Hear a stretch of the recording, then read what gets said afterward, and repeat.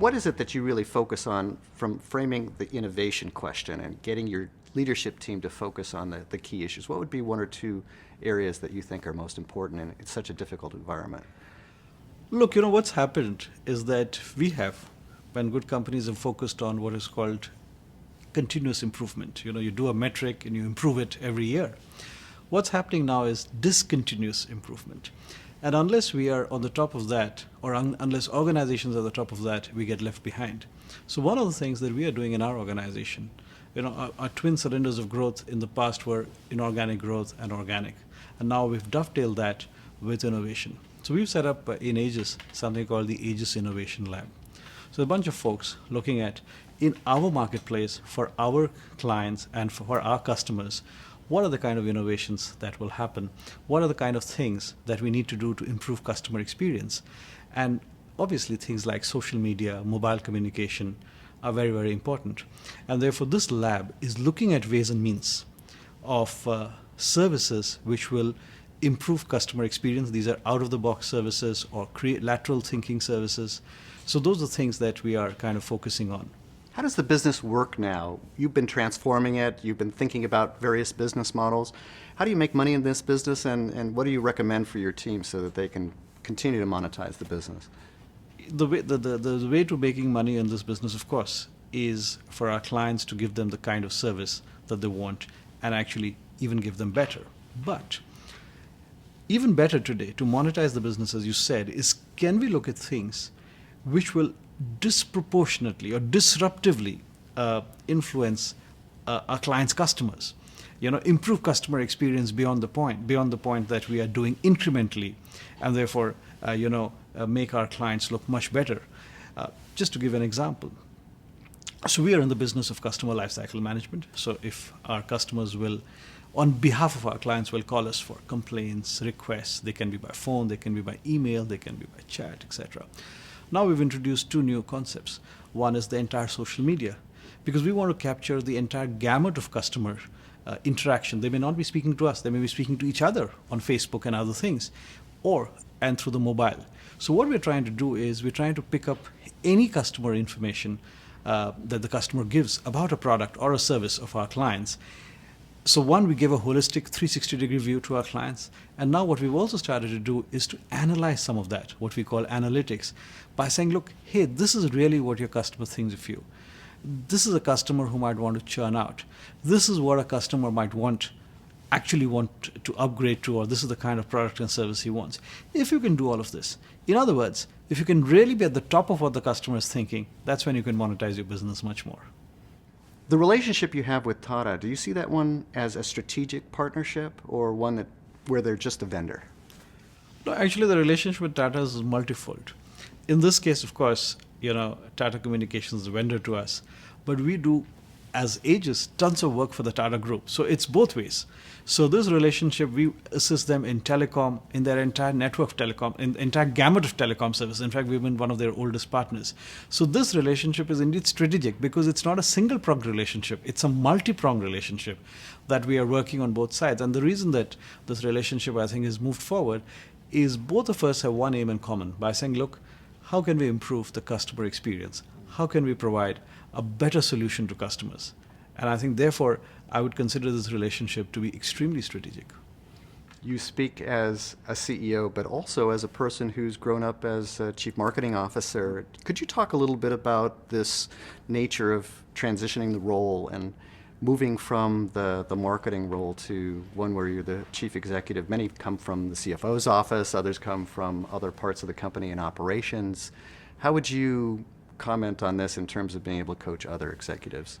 I think I've been very lucky to have a gamut of roles, both in Aegis and otherwise, but I've had almost now 10 years in Aegis, and you're right. Prior to this, I was the chief marketing officer. Well, I think the chief marketing officer gave me a very good insight into what customers want, into what are they looking at, and which is very, very important. But I think when you transition to the role of a CEO, there are a couple of more things that you have to look at. You've got to look at the organization from a very strategic point of view and say, look, where are we today? What are we going to be 5, 10 years from now? Who are our competitors today? Who could be our competitors tomorrow? for what are we from where are we making the money today, from where will we make the money tomorrow. So that is one very important gamut. And the other, of course, thing is, in a business like ours, which is a people business, we have over 40,000 employees.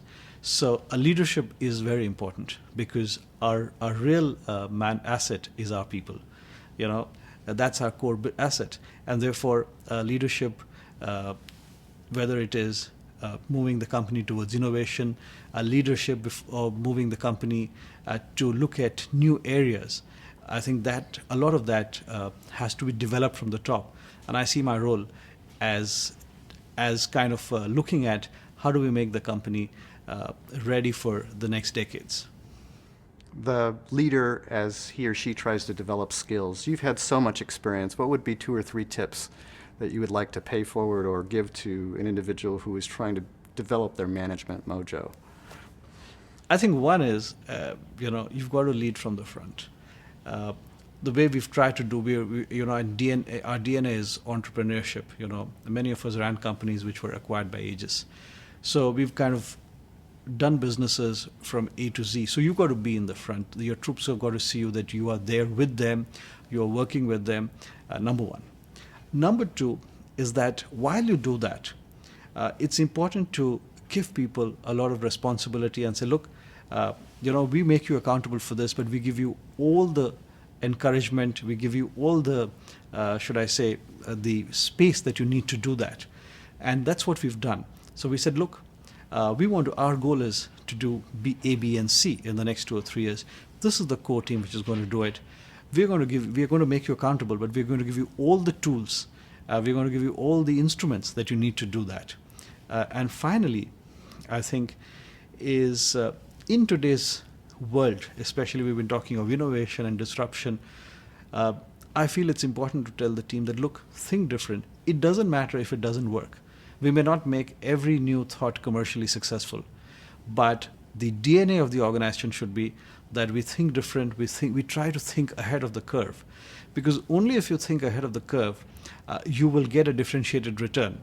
Otherwise, you could be like any other company or competitor.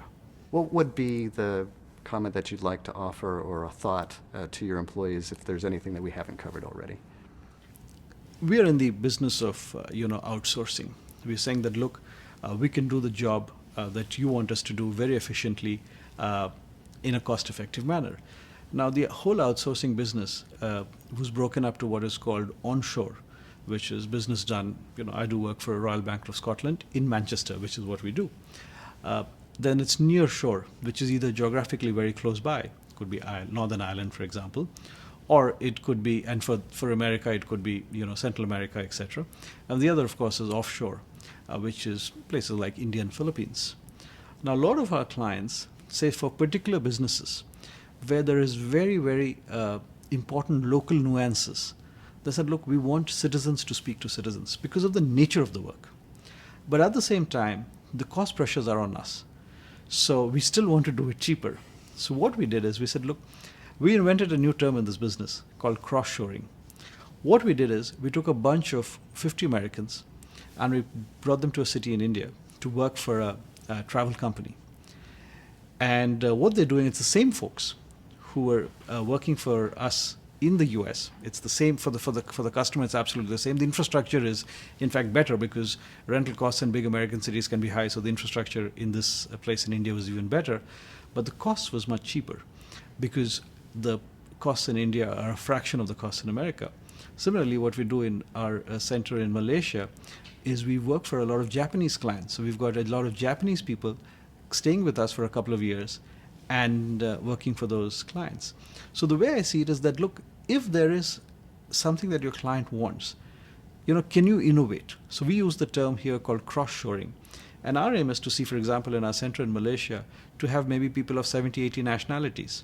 So it's citizens serving citizens, but it's citizens serving from an offshore location, and therefore from a client perspective, much cheaper because the cost of living in these areas is much cheaper. But from the ultimate customer experience, it's the same. So these are examples of innovation that we do it day in and day out. Coming to your other question, look, we are in the kind of business where the real raw material is people.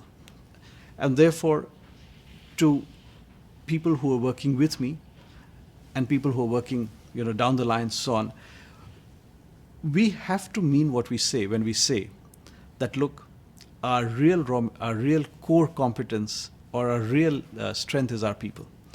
And therefore, our vision that we've done in Aegis is happy employees, happy customers, and happy shareholders. And the happy employee comes first.